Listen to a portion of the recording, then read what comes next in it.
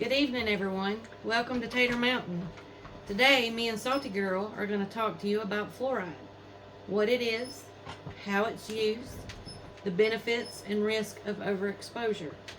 If you would, take the time to slap the like button, and if you haven't already, hit the subscribe button.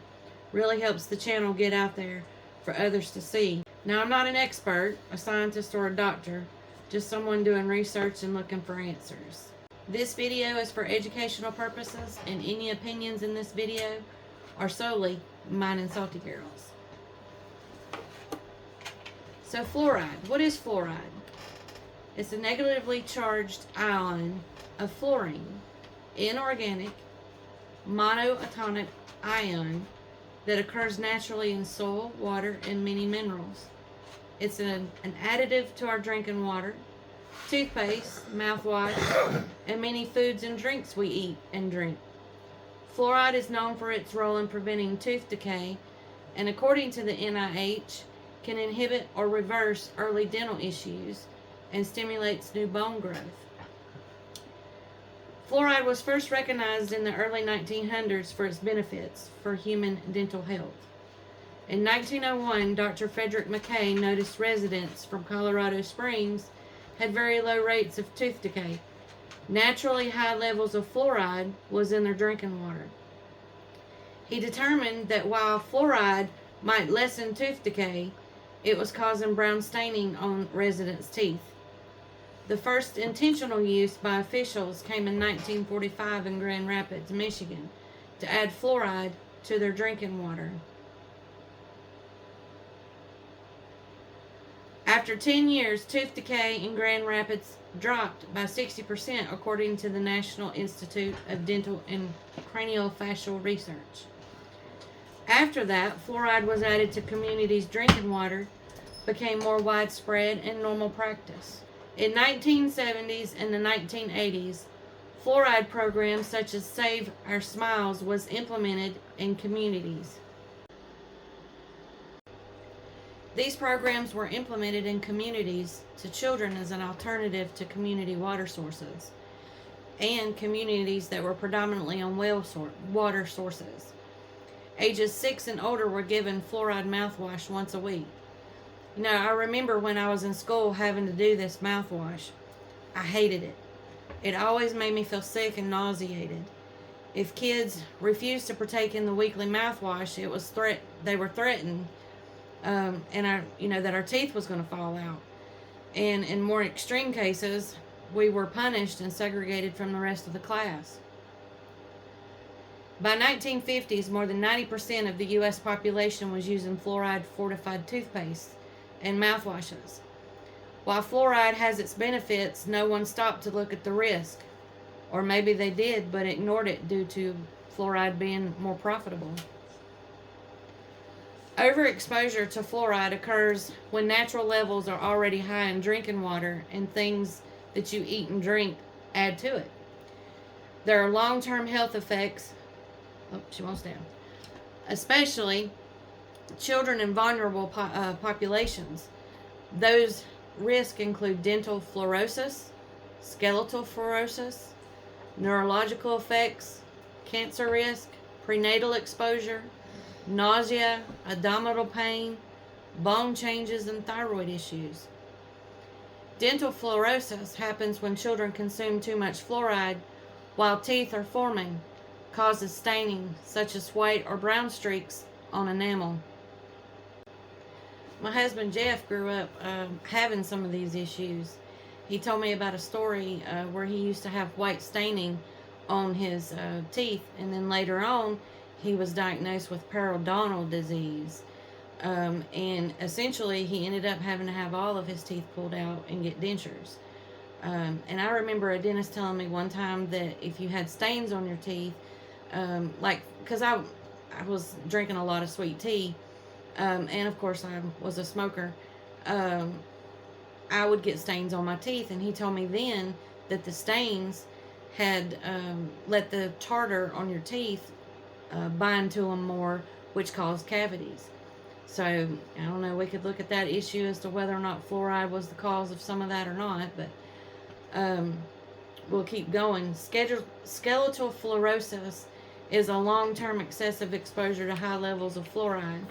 Causes joint stiffness and increased fracture. Neurological effects, just for moderate fluoride exposure, may be linked to lower IQ and ADHD in children. According to the NTP, which is the U.S. National Toxicology Program, some pregnant women and children may get more fluoride than intended due to multiple exposure sources, like toothpaste, drinking water, and even the beverages that you drink, like sweet tea or sodas. And some of the juices that you drink are made with that fluorinated water. Prenatal fluoride exposure is linked to lower cognitive scores in children. Animal studies showed that changes in the brain chemistry, like altered neurotransmitter activity and oxidative stress, which is the altered glutamate metabolism, which is important for learning and memory. Fluoride is also linked to changes in neural signaling and accumulation in the pineal gland, which regulates sleep. So if you have kids that are having trouble sleeping, you might want to look at how much fluoride they're getting. So, I mean, my experiences as a child growing up in school, having to do this and basically being force-fed this fluoride mouthwash was notable. But because of policy, they were ignored. In 2006, the U.S. National Research Council included fluoride as can adversely affect the brain direct and indirectly. High fluoride levels in the mother can pass through the placenta to the unborn child. Now here we're going to pause just a second, and we're going to play a video from RFK, and let's see what he has to talk about. Fluoride should not be in our water. Fluoride had a strong justification in the 1940s when it was added, and people didn't understand the science, and they thought its benefit to our teeth was systemic. By drinking it, it would enter your body and somehow protect your teeth. Now we know that there is no systemic advantage, zero systemic advantage, and that the only advantage comes from topical application. So it's the water that passes through your mouth. You can achieve that benefit from brushing your teeth. And in the era of fluoridated toothpastes and mouthwashes, it makes no sense to have fluoride in our water. The evidence against fluoride is overwhelming. In animals, in animal models, and in human models, we know that it causes IQ loss, profound IQ loss, and it's dose related. So the more fluoride you get, the higher levels in your drinking water, your urine, the more likely it is you will lose IQ and also other neurological injuries like ADHD. It affects, science indicates that it affects kidney health, it affects liver health, that it causes hypothyroidism, that it causes osteoarthritis. Women who are more exposed have up to 50% more hip fractures than women who are unexposed. It causes fluoridasis in between 40 and 80% of our kids. It makes no sense to have in our water supply. And I'm very, very proud of this state for being the first state to ban it. 75 to 90% ingested fluoride is absorbed and distributed through the body, with 99% retained in calcium, such as tissues, calcium-rich tissues such as bone and teeth. In the U.S., 80% of the daily fluoride intake comes from fluorinated water, drinking water, and beverages. The other 20% comes from the foods that we eat, such as sardines, supplements, pesticides, residues, and pharmaceuticals. Infants and children retain higher proportions of fluoride compared to adults. Prolonged exposure to high fluoride levels causes fluoride accumulation in the hippocampus, which results in cognitive dysfunction.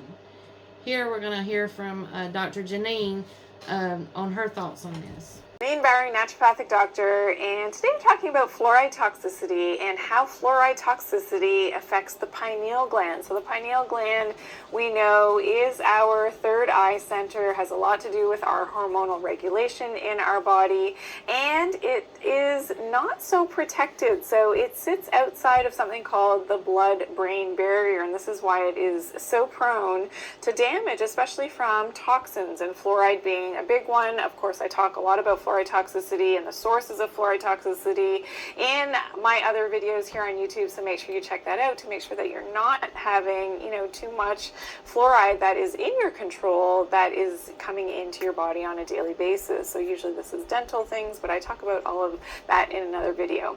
So we know that the pineal gland is important for our secretion of our melatonin, which is our sleep hormone, but also is a very potent antioxidant. So that's really important for our overall health as well. So that in the fact that the fluoride can be damaging and actually causing a calcification of our actual pineal gland, this is what puts us at risk of perhaps not having that proper melatonin secretion and not having that antioxidant effect, especially as we sleep. So this is interesting to note that the pineal gland actually has the highest calcium concentration of any normal tissue in the body. So if we are getting a high concentration of calcification now in that pineal gland, this is something that we definitely want to be aware of, especially if the fluoride is propagating that calcification. And from a mind-body connection, it's important to note that this being our third eye center, our sixth chakra, has a lot to do with the fact that we are able to see things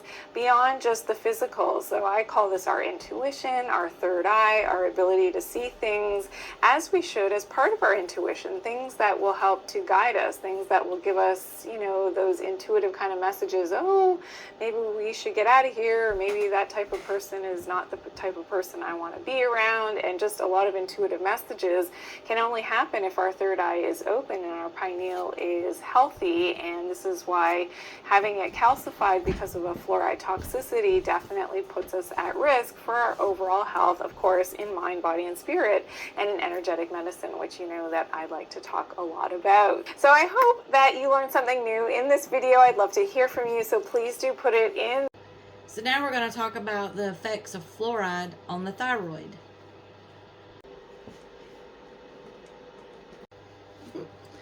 Well, we've switched kitties now. We have Morris in my lap now. But let's talk about the thyroid and fluoride. Thyroid issues also can occur with overexposure to fluoride. Fluoride influences the thyroid function because it's similar to iodine. Fluoride competes with iodine, which the thyroid needs to produce hormones. High fluoride levels reduce activity in enzymes in the thyroid hormone synthesis. Ow! Fluoride has been linked to hypothyroidism, which is underactive thyroid, and autoimmune diseases such as Hashimoto's. Fluoride interferes with the thyroid hormones T3 and T4, which results in hypothyroidism. The TSH, which is the thyroid stimulating hormone levels, increase due to fluoride interference, so the body compensates by producing more of this TSH. Elevated TSH can cause fatigue, weight gain, cold intolerance, and trigger inflammation. Women are 5 times more likely than men to develop hypothyroidism. That is something that I suffer from. I've been told that it was genetic. Beginning to figure out maybe not so much anymore. So let's watch a couple of videos about how fluoride affects the thyroid. Have you heard that fluoride can potentially affect your thyroid? Well, I literally just found this study. I was looking for another one. In February of 2024, they conclusively showed that fluoride in drinking water absolutely appears to affect thyroid function, increases TSH in children, and increases the risk of thyroid disease. Fluoride should have no part in your body or your children's bodies. This is Dr. Ruscio. I wanted to briefly speak with you about your thyroid and fluoride. you've probably heard something about the potential of fluoride to cause hypothyroidism. And up until just recently, I considered this more of a maybe a frivolous kind of issue regarding thyroid. I hadn't really seen a lot of strong scientific evidence to suggest this was a major issue for thyroid until just recently.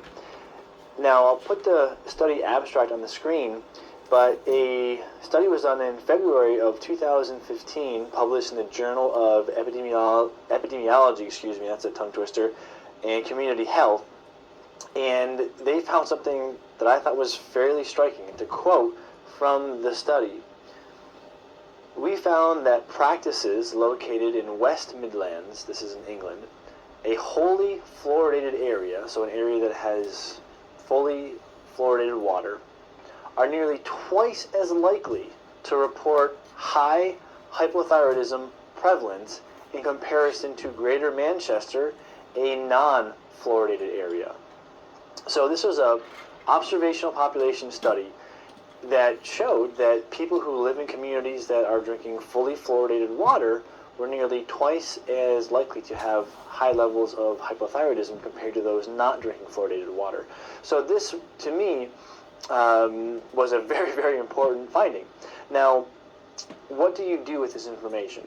Well, the good news is that the solution to this potential issue is a very practical one, meaning you should drink filtered water, or water that does not have fluoride. It's a fairly easy fix. Now, you may have also heard you need to do a fluoride flush or a halogen flush, something where you take high doses of iodine to help flush out this fluoride. And I don't think that that's necessary, and it might be a little bit detrimental. Iodine can, and has been clearly shown to have the potential to provoke or make thyroid autoimmunity worse. So that may be a huge reaction that you may have to this potential therapy. And then secondly, when you stop the ingestion of fluoride, the half-life of fluoride is around a couple to about 10 days, meaning that this will find its way out of your body fairly quickly once the source of it has been addressed. Now, we did record a 2-part podcast series on this issue of iodine and thyroid, and one of the components was iodine, fluoride, chlorine, and bromide, and thyroid, kind of looking at all these different elements known as halogens that may interfere with your thyroid function. If you want to have a deeper kind of narrative on this issue, you can go over to drruscio.com, drruscio.com, click on the podcast page, and find your way to those 2 podcast episodes. But in recap, fluoridated water does seem to increase, maybe by 2-fold, your chances of being hypothyroid.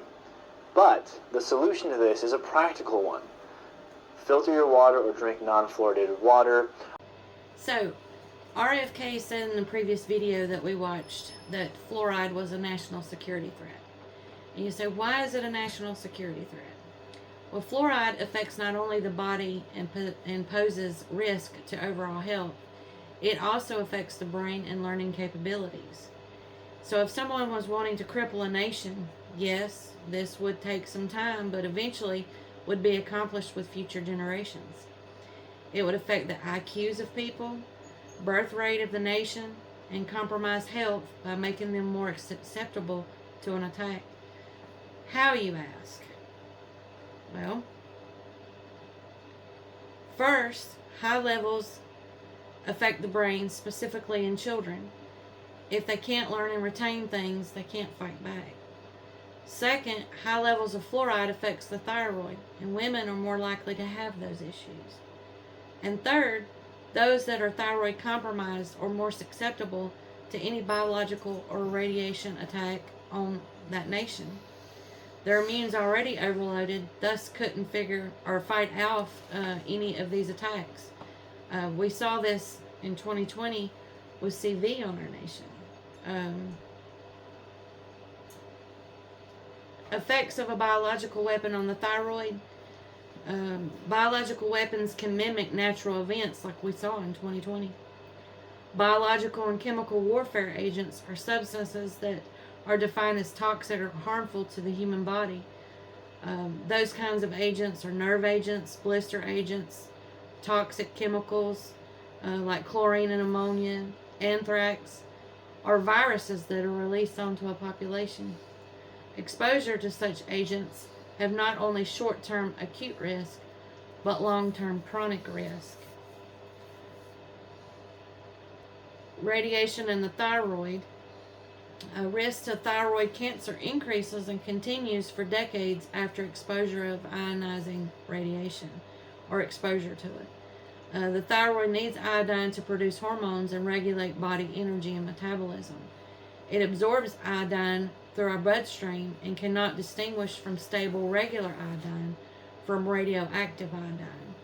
When the thyroid absorbs too much radioactive iodine, cancer can develop and increase other compromised thyroid risk.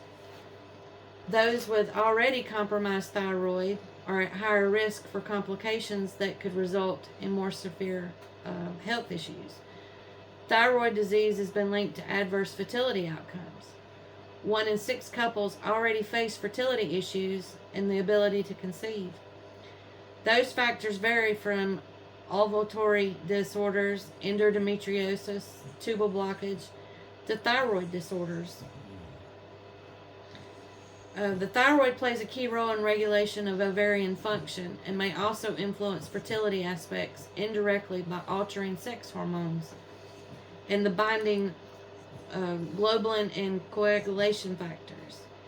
Even mild thyroid failure is possible to cause adverse fertility and pregnancy outcomes. Hypothyroidism decreases metabolic clearance of estrogen. So, how do we decrease exposure to fluoride? 1, buy bottled water from a trusted source. This method is most expensive and maybe become unsustainable over time.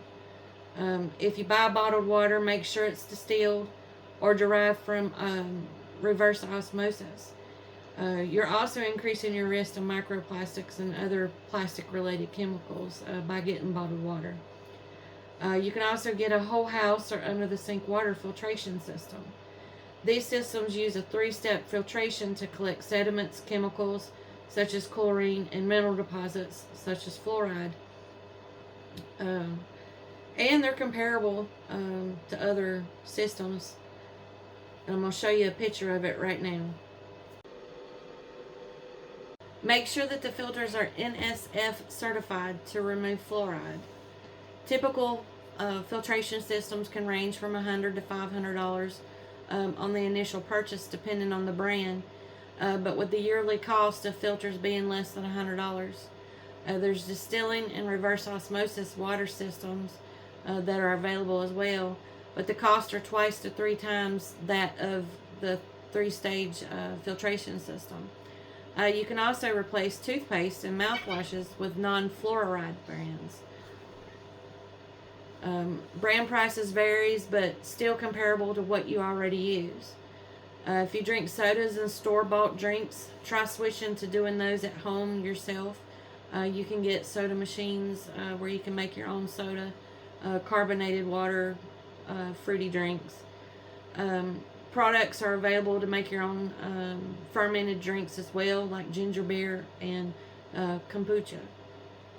But make sure that you always use the filtered water when you're doing that. In 2025, RFK Jr. advised the CDC to stop recommending fluoride to be put in our drinking water. Some states passed bans on its use and stopped adding it altogether. Kentucky, where I live, adds fluoride to its drinking water. So check with your state on their regulations. But here where I live, there was a thing that was brought up, but it never passed. So write letters to your state representatives and Congress members about your concerns. And maybe write your federal state and Congress people. Because maybe there just needs to be an alright federal ban on it. So let's talk about this for a little bit. So since 1945, we've had 14 presidents in office. So that's over 80 years since it became practice to put fluoride in our drinking water. Do we think that maybe dental and pharmaceutical lobbyists played a key role in dampening research for for their profits? Could be. Or it just took that long to figure out that fluoride, had adverse effects and long-term effects. Was it just lack of interest in the research of fluoride? Probably not. Probably was a funding issue. People just didn't want to fund the research. Or who could say, that research on the chemicals that are put in our foods also need to be done. There's a lot of things that they're putting in our food that doesn't need to be in it. A lot of preservatives and whatnot. So if you like this video, rub that like button and mount the subscribe button and share us out to your friends and family. Also, we're trying to reach 100 subscribers, so we're going to do a seed giveaway. Seeds that you plant in your garden, such as edible flowers, fruits, vegetables. But to enter the drawing, you have to email us at Tater Mountain, one word, Tater Mountain, at mail, mail.com, and we'll contact you with the details if you're the winner. But make sure you put your name in there, that way we know who we're talking to.